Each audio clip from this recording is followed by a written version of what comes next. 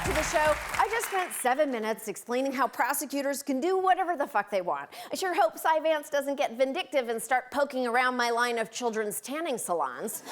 So let's talk about what that lack of accountability means to the people in their courts. For example, in California. Prosecutors, the people that we count on to put criminals in jail, don't turn over evidence that could help clear a defendant, or they present false evidence. A massive study found that 707 cases, about one a week, in which courts found prosecutorial misconduct. The California State Bar publicly disciplined only 1% of prosecutors in hundreds and hundreds of cases of misconduct, just 1%. Meanwhile, last time I was in California, the bar punished my ass every day.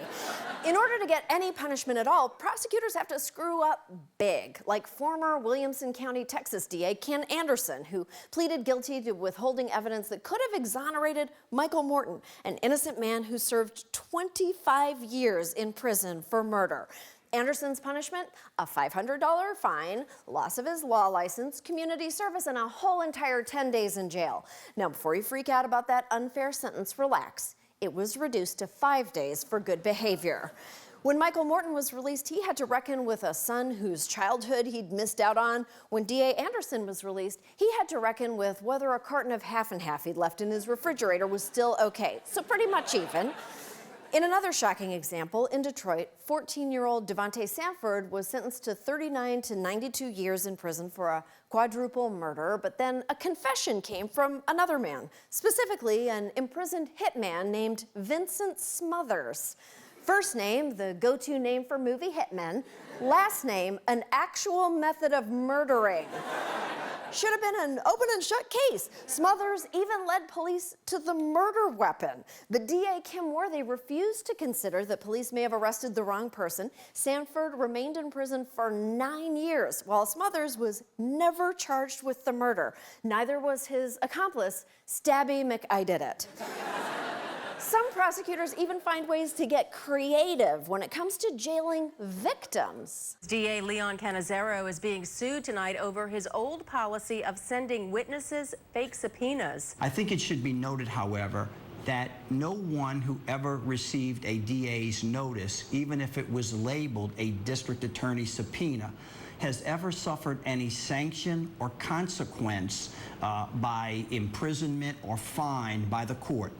Okay, super cool. As long as no one was in prison, this was just like a fun subpoena prank in the grand tradition of scaring the fucking shit out of crime victims. Oh, except here's someone who says she was imprisoned. Renata Singleton called the police after a boyfriend smashed her cell phone. Then she decided to drop the charges and just dump the boyfriend. But the police weren't about to let her off so easily. I couldn't believe they put me in jail, and I'm in there because I called the cops for getting the cell phone broke.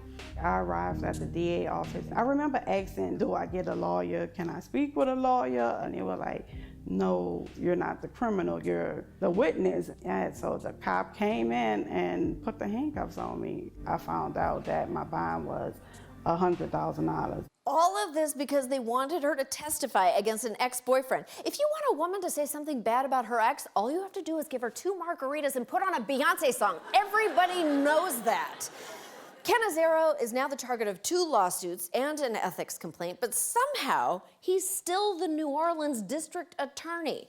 And the prosecutors jailing victims trend has swept the nation. In Washington, it was a victim of kidnapping and sexual assault. In Louisiana, an alleged child sex trafficking victim. And in Oregon, a witness was jailed for 2.5 years so he could testify against his son in a murder trial. And you thought Christmas with your dad was awkward. All of this is possible because, as you'll recall, prosecutors can do whatever the fuck they want. Look, I know. Prosecutors have a difficult job. They have to fight for justice every day while suppressing their burning sexual tension with Mariska Hargitay. We need prosecutors, but we also need them to be better. The justice system is full of checks and balances, but somehow these guys are unchecked and sometimes unbalanced. So, hey, political parties, maybe consider making these races competitive so sexual assault victims can get justice and people of color can get a fair shake, and I don't have to write in Oprah next time to vote against Cy Vance. We'll be right back.